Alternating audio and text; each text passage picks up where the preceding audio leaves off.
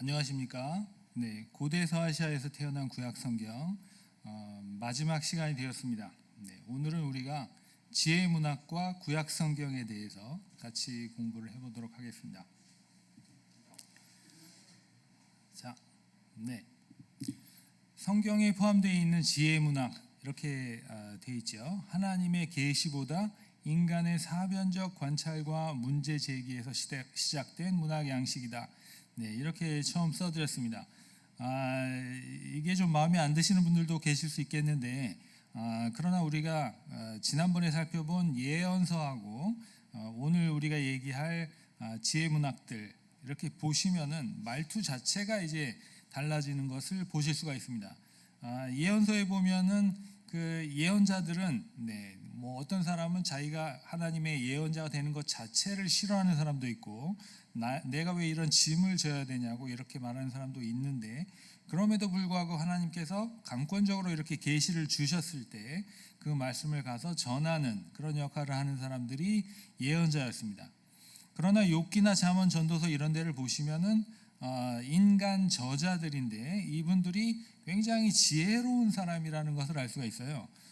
그리고 자기가 이런 경험도 해보고 저런 경험도 해보고 다 해봤더니 이 사람이 가질 수 있는 최고의 지혜란 무엇인가? 이건 이런 것이다라고 이제 설명을 해주는 것이죠. 예를 들어서 이제 가장 대표적인 인물이 누구냐면 솔로몬 왕입니다. 그 열왕기서를 보더라도 지혜의 왕으로 알려져 있고, 그 전반적으로 지혜 문학은 누가 썼는지 모르면 솔로몬이 쓴 것이다라고 이제 생각할 만큼 지혜의 대표자라고 이제 현인이라고 이제 얘기할 수 있는 그런 왕이죠. 그래서 솔로몬이 생각하기에 자기가 왕을 그 누구도 부러워하지 않을 왕으로도 살아봤는데, 그 지혜라는 것은 사실은 그 부유함이라든가 여기에 있지 않고 하나님을 두려워하는 데 있다라고 이제 설명하는 것이 지혜 문학이라고 볼 수 있겠습니다. 자, 더 자세히 들어가서 보면 욥기는 뭐죠? 우리가 잘 아시다시피 의인이 고난을 당하는 이야기예요. 의인이 고난을 당할 수도 있는데, 우리가 그렇게 우리 주변에서 그런 일을 발견하기도 하는데, 이럴 때 하나님의 주권을 어떤 식으로 인정할 수 있는가? 그것이 주제가 되겠고요. 잠언은 바른 삶을 살기 위한 생활교육 지침서. 지혜로운 자는 어떤 사람이고 어리석은 자는 어떤 사람인지 비교해가면서 이 속담 같은 것으로 이제 교육을 하고 있습니다. 전도서는 인간 능력으로 성취할 수 있는 삶의 허무함. 인간이 아무리 성공을 해봐야, 인간이 아무리 지혜롭게 살아봐야 그 성취할 수 있는 것은 한계가 있다. 인간은 어차피 죽을 수밖에 없기 때문에, 그래서 이제 정말 참된 지혜, 일반적인 어떤 일상적인 지혜가 아니고 정말 그 깊은 곳에 나온 참된 지혜는 하나님을 섬기는 것이라고 얘기를 하고 있죠. 그 이외에도 이제 다른 책들에 이 지혜 문학이 짧게 포함되어 있는 그런 경우들이 있습니다. 자, 지혜 문학은 그래서 이제 우리가 욥기를 살펴볼 예정이고요. 그 다음에 그 욥기하고 비슷한 어떤 그 문학 양식이라고 볼 수 있는 메소포타미아의 문학 작품 살펴볼 예정입니다. 자, 욥기, 우리가 이제 욥기를 전체 보시다시피 42장이 되는데, 우리가 다 여기서 얘기를 할 수는 없겠습니다만은 그 주제만 본다면 이렇게 볼 수 있습니다. 들어가는 말이 있고요, 나아가는 맺는 말이 있습니다. 그래서 들어가는 물이 산문이고 나가는 말이 산문이에요. 무슨 말이냐면 그 중간에는 운문이라는 것이죠. 이거 우리말로 번역한 성경을 보시면 절대로 알 수 없습니다. 이 원문으로 보시거나 아니면 어떤 이 번역을 하더라도 이런 운문과 산문을 구별해서 쓴 성경책을 보셔야 알 수가 있는데, 이 산문과 운문이 분명히 구별이 되고요. 운문으로 들어가면 토론이 나옵니다. 계속해서 토론이 나와요.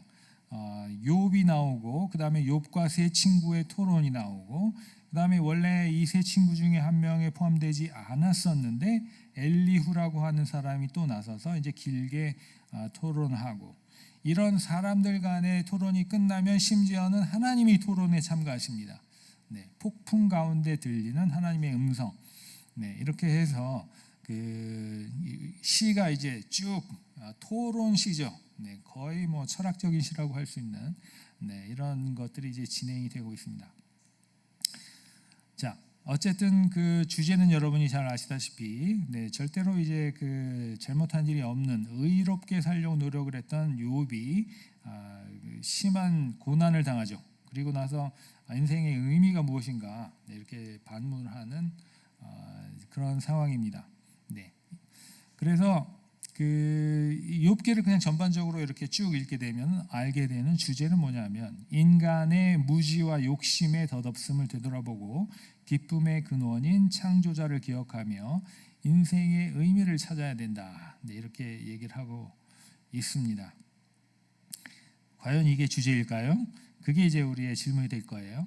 네, 인간 지식의 한계, 그리고 온전한 지혜는 무엇인가? 이런 것들을 우리가 이제 관심을 가지게 돼요. 욥기라고 하는 책을 우리가 처음부터 끝까지 그냥 쭉 읽게 되면 우리가 자연스럽게 읽고 이해할 수 있는 주제가 이런 것들이라는 것이죠. 인간은 한계가 있는 존재다. 그리고 정말 온전한 지혜라는 것은 어떤 것인가? 이런 것들에 대해서 관심을 가지게 되는데, 이것이 이제 실제 지혜 문학의 주제인가? 그것이 이제 저희의 관심사입니다. 자, 비교 연구를 위해서 메소포타미아의 지혜 문학을 살펴보려고 하는데요. 지금 보시는 바와 같이 온 세상이 신들의 힘과 뜻에 의해서 운영되기 때문에 신들이 명령한 규칙에 따라서 사는 것이 지혜로운 선택이다. 이게 메소포타미아 지혜 문학의 주제입니다. 무슨 말이냐면 메소포타미아 사람들도 신을 아주 절실하게 독실하게 믿었다는 것이죠. 단순히 그러나 이제 여호와 하나님을 섬기는 게 아니고 여러 가지 이제 다신을 섬겼죠. 그렇지만 인간이 할 수 있는 일에 한계가 있고 또 인간이 알아낼 수 있는 어떤 이 세상 운영 원리에 한계가 있기 때문에 결국에는 우리가 모든 것을 마음대로 할 수 없고 이 신께 순종하는 것이 유일한 해결책이다. 우리가 택할 수 있는 가장 현명한 길, 그것은 이제 인과응보의 규칙이다. 이렇게 말하고 있습니다. 그래서 신을 잘 섬기면 복을 받고, 신을 섬기지 않으면 벌을 받고, 이것이 인간이 할 수 있는 최선이다라고 얘기를 하고 있죠. 자, 이런 규칙을, 이런 어떤 전통을 이렇게 계승을 받고 전수하는 사람들이 특별히 따로 있었는데, 그게 이제 아카도어로 압칼루라든가 우마누라고 하는 낱말로 불렀어요. 현인들이라는 말이에요. 다시 말해서 이건 무슨 얘기를 하고 있는 거냐면, 메소포타미아에 있는 지혜 문학이 속담이 됐든지 토론 문학이 됐든지 그 밑에 이제 우리가 얘기할 문학 양식들이 있는데, 이런 문학 양식들이 어느 날 갑자기 이렇게 생긴 게 아니고 어느 날 갑자기 누군가가 영감을 받아서 창작한 것이 아니고 옛날 옛적 태초부터 내려오던 전통이라는 거예요. 특히 압칼루라고 하는 그 현인들은 태초에 인간이 아무것도 몰랐을 때 농사 짓는 방법, 불 피우는 방법 이런 것들을 알아내서 인간에게 알려준 현인들로 알려져 있거든요. 다시 말해서 이 지혜 문학도 그때부터 전해져 내려오던 전통이라고 주장을 하고 있는 것입니다. 그래서 그 메소포타미아의 지혜 문학이라는 것은 그렇게 전통적인 메소포타미아 사회의 큰 축을 형성하고 있는 그런 문학 작품이었다. 아까도 말씀드렸다시피 우화도 있고 잠언 속담도 있고 인생의 교훈과 철학적인 사고를 담은 가르침, 가르침 인스트럭션이라고 하는데, 이 잠언이나 속담보다는 약간 긴 그런 길들을 모아놓은 것을 말합니다. 자, 근데 우리는 이제 욥기를 먼저 살펴봤기 때문에 그 중에서 이 토론 문학, 이 슈메르의 욥이라고 우리가 보통 별명을 지어 부르는 이 문학 작품을 먼저 살펴보겠습니다. 이 작품의 원래 제목은 어떤 사람과 그의 신인데요. 물론 이거는 슈메르의 제목은 아니에요. 옛날 슈메르 사람들은 문학 작품을 기록하고 나서 제목을 쓰지 않았고 지은이가 누군지 쓰지 않았어요. 그냥 첫 줄부터 시작하는 거예요. 그래서 이거는 이제 이 토판을 발견한 학자가 붙여놓은 현대인이 붙여놓은 제목인데 어떤 사람과 그의 신, 어떤 사람과 그의 신이 이제 싸우는 거예요. 토론 문학이에요. 주제가 뭔가 의인이 복을 받지 못하고 고난을 당한다는 주제를 다룬 가장 오래된 문학 작품입니다. 슈메르어를 썼으니까 이거는 메소포타미아의 이 기록 문자를 기록 문화를 시작한 이제 첫 번째 사람들 슈메르 사람들이 이미 그때부터 욥기하고 주제가 같은 그런 문학을 써서 남겼다는 거예요. 의인이 복을 받지 못해요. 나는 신께 아무런 죄를 지은 일이 없는데 왜 나한테 병이 생기냐는 거예요. 옛날 사람들은 병은 뭐 위생적인 이유 때문에 생기는 게 아니고 잡귀가 나를 저주했기 때문에 생기는 거거든요. 이건 원래 나의 수호신이 막아주셔야 될 일이에요. 내가 지금 잘 섬기고 있는 독실하게 섬기고 있는 나의 신이 그런 잡귀들의 장난을 지금 나에게 영향을 미치지 못하도록 보호를 해줬어야 마땅한데 왜 나한테 이 병이 걸리냐는 거예요. 또는 뭐 내가 지금까지 열심히 노력해가지고 사회적인 어떤 지위를 쌓아왔는데 어느 날 갑자기 친구들이 나를 무시해요. 어느 날 갑자기 우리 집에 종이 나를 무시해요. 어떻게 이런 일이 있을 수가 있어요? 이건 마치 사회의 질서가 완전히 뒤집어진 것 같은 이런 상황이 벌어지고 있어요. 어떻게 신이 나한테 이런 일을 하실 수가 있어요? 그런 얘기를 하는 거예요. 자, 본인은 무죄라고 주장하지만 죄를 뉘우치는 장면이 많이 등장해요. 이게 이제 굉장히 특징이에요. 계속해서 욥과 마찬가지로 이 문학 작품의 주인공도 나는 아무런 죄를 짓지 않았다. 내가 알고 있는 한 어떤 범죄 혹은 제의적인 실수 이런 것들을 하나도 한 적이 없는데 이런 고난이 온다는 거예요. 그러니까 뭐라고 해요? 아마 내가 모르는 죄를 저질렀나 봐요.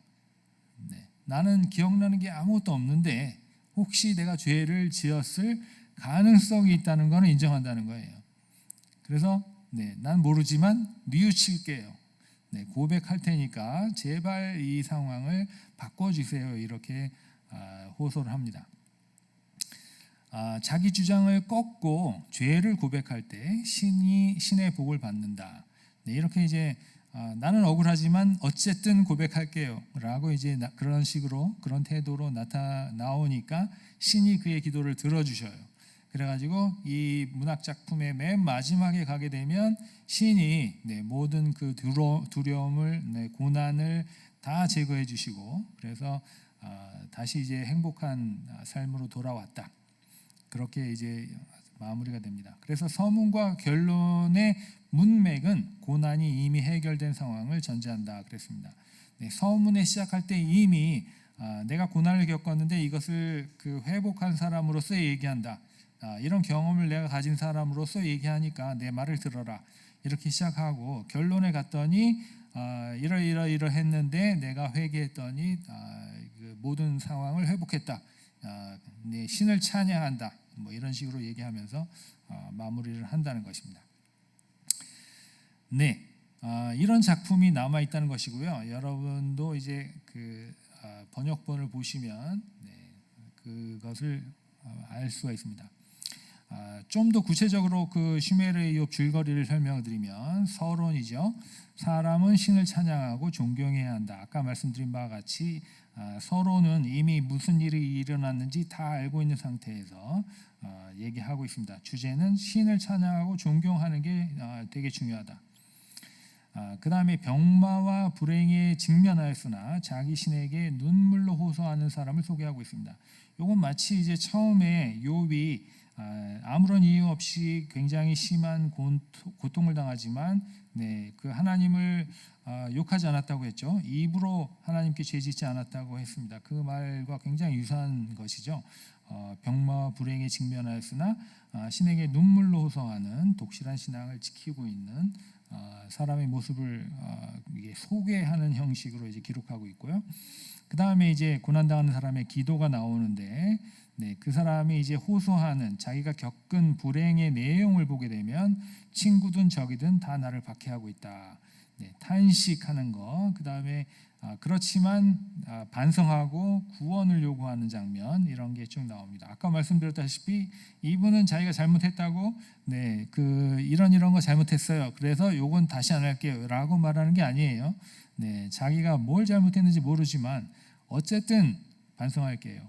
어쨌든 회개할게요라고 얘기하고 있어요. 그랬더니 신이 기도를 듣고 구원해 주셨다. 117행부터 얘기가 나옵니다. 지금 1행부터 이 얘기가 쭉 나오는데 사실 1행부터 117행이 될 때까지 신이 나서서 뭘 하는 일은 아무것도 없어요. 네, 신 이야기는 계속 나오긴 하지만 신이 이제 주인공이 돼서 뭔가를 하는 거는 전혀 없어요. 그러다가 117행에서 처음 나오는데 그게 뭐냐 하면, 네, 이 주인공의 기도를 듣고 구원을 해주셨다, 그 얘기예요. 그래서 결론, 신을 찬양한다, 이렇게 이제 끝난다는 것입니다. 자, 지금 보시는 그 사진은요, 그 메소포타미아에서 발견된 토우, 네, 흙을 빚어서 만든 인형이라고 보시면 되는데요. 기도하는 사람의 인형이에요. 지금 보시는 바와 같이 뭐 남자도 있고 여자도 있고 굉장히 큰 것도 있고 작은 것도 있고 슈메르 사람들의 모습을 살펴볼 수 있는 그런 토우들인데, 손을 이렇게 모으고 있죠. 네, 기도하는 거예요. 손을 들어서 뭐 이렇게 잡거나 이렇게 들거나, 이게 이제 전형적으로 기도하는 자세인데, 이런 인형을 왜 만들었을까요? 네, 이거를 뭐 어린이가 장난을 하기 위해서 이런 인형을 만들지 않았고, 이런 인형은 만들어서 신전에 놓아두기 위해서 만들었습니다. 네, 무슨 말인가요? 신전에 신상만 있는 것이 아니고, 네, 그 신을 섬기는 기도자들의 인형도 있다는 것이죠. 요 신상들, 요런 그 인형들의 뒤를 보면 명문들이 써 있는데, 그 명문에 뭐라고 써 있냐면, 나는 아무개 윤성덕이에요. 네, 나는 그 신을 독실하게 섬기고 그 대신 나에게 장수를 주세요. 네, 무병하게 해주세요. 이렇게 이제 기도문이 써 있어요. 다시 말해서 이 인형들이 하는 역할은 뭐냐면, 지금 저 슈메르의 욥에 나오는 반성과 구원 요구, 요거를 내 대신 해주는 존재예요. 내 아바타예요. 네, 그래서 요 인형을 만들어 갖고 내 이름을 써 갖고 요거를 신상 앞에다 놔두면, 나는 밖에서 딴짓을 하더라도 요 인형이 나 대신 계속 기도해 준다는 거예요.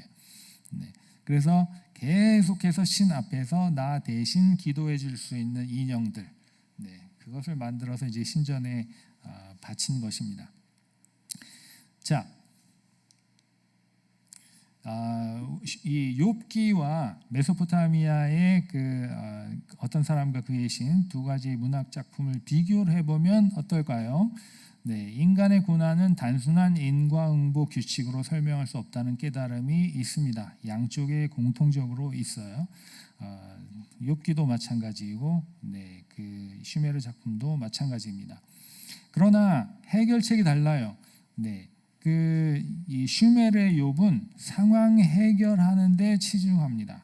네, 이 욥기에서는, 네, 하나님과 인간의 관계는 어떻고, 네, 하나님의 위치, 인간의 위치는 어디이고, 이런 것에 대한 생각이 있지만, 슈메르의 욥에는 그런 얘기가 없어요.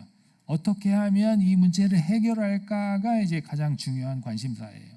그래서 내가 속으로는 어떻게 생각하든지 상관없이, 네, 일단 신을 위로해야 돼요. 네, 신께서 모든 것을 잘 하고 계시다라고 이제 말씀드릴 때 내가 복을 받을 수 있다라고 얘기하고 있습니다. 그래서 그런 면이 다르고요. 인생의 의미를 찾기 위한 노력, 네, 이런 것이 없다는 것이죠. 이런 것들은 고대인의 사고체계의 한계라고 볼 수 있어요. 저희가 그 전에 법전과 구약성경에 대해서 배울 때 고대 메소포타미아 사람들은 실제적인 세계관을 가지고 있다라고 얘기한 적이 있는데, 네, 그래서 실생활에서 이것을 어떻게 해결할 거를 법으로 정해가지고 이제 놔둔다는 말씀을 드린 적이 있는데, 네, 사실 이 지혜문학에도 똑같은 관심사가 등장하고 있는 것을 보실 수가 있어요. 분명히 신을 믿고 있고, 그리고 이제 인생에 대한 질문이 있어요. 그런데도 불구하고 그것을 계속해서 추구하기보다는 그냥 이 상황을 어떻게 모면할까 하는 데 관심을 집중시키고 있습니다. 그러니까 결과적으로 주제는 뭐가 될 수밖에 없냐면 신들의 뜻은 인간의 사고 능력을 초월하기 때문에 순종해야 된다. 네, 인간이 할 수 있는 최고의 그 행동은 무엇인가? 순종. 네. 이것은 이제 아까도 말씀드렸다시피 그 슈멜의 욥이나 성경에 있는 욥기에 공통적으로 나타나는 주제입니다. 국적과 관계없이 문화적인 동질성을 보여주는 그런 주제라고 말할 수도 있어요. 누구나 다 이렇게 얘기해요. 네, 조금만 생각하면 이제 철학적인 이 결론 얻을 수 있어요. 인간은 유한하다. 네, 그렇기 때문에 신께서 하시는 일에 순종할 수밖에 없다. 네, 고난의 강도 차이 뭐 이런 것들 몇 가지 얘기할 수 있습니다. 그러나 이제 가장 큰 차이는 성경에 있는 욥기와 메소포타미아 문학의 가장 큰 차이는 무엇일까? 이건 제가 생각하기에 신의 태도라고 생각해요. 네, 무관심과 사랑의 사이라는 것이죠. 네, 이 메소포타미아의 그 욥을 보게 되면 아까도 말씀드렸다시피 신은 하는 게 없어요. 처음에 뭐 신이 나타나서 뭐 하는 것도 아니고, 네, 그 중간에 어떤 그 아무리 이제 그 토론을 많이 하고 자기 불평을 하는 주인공이 있어도 신께서 나타나서 뭘 하는 게 아니고, 마지막에도 뭐 특별히 하는 거 없어요. 그냥 괜찮네, 이거 들어줄게, 기도 들어줄게, 그럼 끝이에요.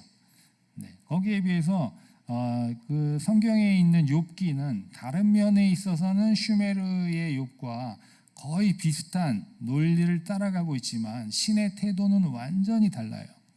네, 처음에 보시면 하나님이 욥이라고 하는 사람에게 이렇게 초점을 맞추고 그 사람이 어떤 사람인지 어떻게 살고 있는지 굉장히 그 관심을 가지고 지켜보고 있다는 사실을 우리가 알 수 있고요. 그리고 사실 이런 모든 그 시험도 어떤 그런 관심에서부터 출발했다는 사실을 알 수 있어요. 그리고 최종적으로 사실은 제가 제일 흥미롭게 느끼는 것은 하나님이 토론에 참가하신다는 거예요. 네, 사실 우리가 욥기를 공부할 때 보면 맨 앞에 1, 2장 배우고 그 다음에 끝에 42장 배우고 끝나요. 네, 중간에는 아무것도 안 해요. 네, 왜냐하면 읽어봐야 그 소리가 그 소리 같고 도대체 누가 이기는 건지, 이 토론을 누가 이기는 건지 전혀 알 수가 없어요. 근데 그거를 잘 따져보면 그 논리를 따라서 하나님께서 딱 맞게 거기에 참여를 해가지고 그 토론자의 한 명으로 참가하고 계신다는 그 모습을 볼 수가 있거든요. 다시 말하면 하나님이 그 욥하고 세 친구들하고 엘리후하고 이렇게 막 토론을 할 때 하나님이 딴 데 가 있던 게 아니에요. 슈메르의 신들하고는 완전 달라요. 계속해서 이 욥과 친구들이 어떻게 토론을 하고 계신지 지켜보고 계셨던 거예요. 그렇기 때문에 이 토론을 계속 이어서 마지막에 토론자로 참석할 수 있었던 거죠. 그런 정도의 관심과 사랑이 있었기 때문에 그런 우리 성경 말씀에 하나님의 토론이 들어갈 수 있었던 거라고 봅니다. 그리고 물론 결론적으로 욥이 이제 그 다른 친구들보다 더 옳게 말했다. 이렇게 이제 하나님이 그 판단을 해주시고 그리고 욥에게 이제 모든 다른 그 일상을 회복할 수 있도록 도와주시는 것을 우리가 볼 수가 있습니다. 그래서 아까 우리가 처음에 그 시작할 적에 욥의 주제가 뭘까 이렇게 제가 질문을 드렸는데 만약에 우리가 인간은 제한적인 존재이고 모든 것은 신이 좌지우지하시기 때문에 우리는 신에게 순종할 수밖에 없다라고 얘기하면 사실은 이 작품의 주제이기는 하지만 성경 말씀의 주제는 아니에요. 만약에 그냥 신께 순종해야 된다, 신께 순복해야 된다라고 말하고 이 책을 덮게 되면 우리는 욥기를 제대로 읽은 게 아니에요. 그 주제는 사실 슈멜의 욥을 읽어도 똑같은 교훈을 얻을 수 있기 때문이죠. 그래서 성경을 읽어서 우리가 봐야 될 것은 하나님이 어떤 분인가라는 거예요. 그 메소포타미아의 신들과는 질적으로 다른 하나님과 그 인간의 관계가 완전히 다른 그런 모습을 이제 우리 성서 안에 있는 욥기로부터 읽어내야 참된 그 공부를 했다고 생각할 수 있을 것 같습니다. 자, 잠언에 대해서는 그 자세히 말씀을 못 드리고 주제만 이렇게 지적을 해드리고 넘어가도록 하겠습니다. 잠언 내용을 보시면 이것은 그 잠언의 그 각각 문단에 붙어 있는 이 주제어를 중심으로 나눈 문단이에요. 그래서 뭐 서문도 있고 중간에 잠언도 있고 마지막에 교훈도 있고 그랬습니다. 그 중에 가운데 보시면 이 잠언 22장 17절에서 24장까지 지혜로운 자의 교훈이다라는 표제어가 붙은 문단이 있는데요. 이 문단을 읽고 그 다음에 아멘에모페 가르침이라고 하는 이집트 작품을 읽으시면 비슷한 말이 굉장히 많습니다. 이 아멘에모페 가르침이라고 하는 것은 파피루스에 쓴 작품이고 이게 이제 그 아멘에몹 혹은 아멘에모펫이라고 하는 카나흐트의 아들이라는 사람이 쓴 것이고 기원전 14세기에서 11세기에 살던 언제쯤 살던 그 사람의 작품이에요. 문학 양식은 가르침, 인스트럭션이고 신앙조 시대의 특징, 문학적인 특징이에요. 이때 사회 경제적으로 살기 힘든 사회에서 행복하게 살기 위해서 갖추어야 할 소양과 적절한 행동 양식이 무엇인가? 이거 설명하고 있고요. 겸손하게 살아야 된다. 자제력을 가져라. 관용, 정직, 자만 이런 게 좋은 것이고 자만이나 충동적인 행동 양식, 사기 이런 것은 멀리 해야 된다라고 이제 가르치는 것이고 신들의 규칙이긴 하지만 목적이 뭐냐면 개인의 영달에 그 초점을 맞추고 있어요. 그 이유가 뭐냐면 기록 목적이 차이가 나기 때문이에요. 아까도 말씀드렸다시피 그 잠언서 22장에서 24장은 내용에 있어서 굉장히 유사합니다. 도덕적으로 실제적으로 중요한 교훈들을 담은 속담들이기 때문에 그렇고요. 또 이제 그 이스라엘과 이집트가 지리적으로 가깝기 때문에 아마 이런 일이 일어났을 거라고도 생각이 되고 일상생활에서 파생된 공통적인 어떤 지혜를 얘기하기 때문에 그렇다고 볼 수 있을 것 같아요.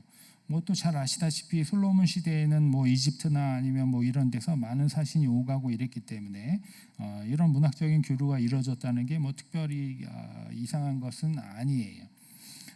그런데 제일 다른 점은 뭐냐면 이 기록 목적이에요. 이집트 문학의 목적은 관원 등용을 위한 교육 목적이에요. 그러니까 어떤 젊은이를 교육시켜 가지고 왕궁에 이제 관원으로 등용하는데 새 관원이 지켜야 될 행동 양식이 있다는 거예요. 그래서 그게 아까 우리가 얘기했던 바와 같이 이렇게 겸손해야 된다, 자제력을 가져야 된다, 관용해야 된다, 정직해야 된다라고 가르치는 거예요. 왕궁에 들어가서 네가 너무 자만하거나 충동적인 행동 양식을 가지거나 사기를 치면 어떻게 되겠어요? 너는 왕궁에서 이제 자리를 잡을 수 없다는 것이죠. 그래서 아멘에모베의 가르침을 가르쳐야 왕궁에 들어가서 네가 성공할 수 있다. 그렇게 이제 가르치는 게 목적이었어요. 그러나 성경책의 잠언에 오면 똑같은 교훈을 가르치더라도 그 목적이 완전히 달라지는 것이죠. 신앙적인 교훈으로 들어가게 됩니다. 하나님을 섬기는 자라면 그 여호와 하나님을 섬기는 자라면 당연히 이런 그 윤리적인 도덕적인 생활 방식을 가져야 된다라고 이제 가르치는 것이죠. 종교적인 교육적인 목적을 가지고 기록한 것을 볼 수가 있습니다. 그래서 잠언에 대해서도 뭐 실질적으로 이제 우리 성경책과 그 문학 작품을 비교해서 읽어보시면 더 얘기할 것이 많지만은 이렇게 전반적으로 그 내용만 비교해서 보더라도 어떻게 보면은 유사한 어떤 문학 양식, 유사한 이 질문을 가지고 출발하지만 그것을 통해서 독자에게 전해주고자 하는 주제는 완전히 다르다는 거, 그 점을 유의해서 보셨으면 좋겠습니다. 그래서 오늘 욥기에 대해서 우리가 공부를 하고 잠언에 대해서 잠깐 살펴봤는데, 사실 이 지혜 문학이라는 것은 지금 보시는 것처럼 다른 문화권에도 굉장히 유사한 그런 문학 작품이 있는 그런 경우입니다. 그렇지만 그 문학 양식들을 통해서, 문학 작품을 통해서 전하고자 했던 그 뜻은 너무나도 이제 다르다는 점, 그것을 통해서 이제 이 성경의 저자들이 그 하나님이 누군지 설명해 주려고 했던 것, 그런 것들은 어디에서 찾을 수 없다는 것이죠. 그래서 사실 뭐 우리가 길게 5번에 걸쳐서 성경 말씀을 새롭게 읽을 수 있는 방법이 있지 않을까 이렇게 살펴봤는데, 이렇게 이제 주위에 있는 다른 문학 작품과 비교해서 읽어봤을 때 구약 성경이 얼마나 이제 그 주위에 있는 다른 문화권과 다른가, 이 구약 성경에서 설명해 주려고 하는 하나님은 얼마나 그 주위에 있는 다른 우상들과 다른가, 이런 것들을 우리가 발견할 수 있다고 생각합니다. 이런 공부들을 통해서 여러분이 이제 더 위로를 받으시고 또 힘을 얻으시고, 그리고 이제 앞으로도 신앙생활을 하시는데 큰 도움이 되시면 좋겠고요. 저희는 이렇게 짧게 만나고 끝나지만 이와 관련된 어떤 책들이나 이런 것들이 혹은 뭐 다른 강좌 같은 것들이 있기 때문에 앞으로도 관심을 가지시고 이 구약 성경을 새롭게 읽을 수 있는 방법들을 찾아보실 수 있다면은 정말 좋을 거라고 생각됩니다. 자, 강좌는 여기서 마치고요. 지금까지 함께해 주셔서 감사드립니다.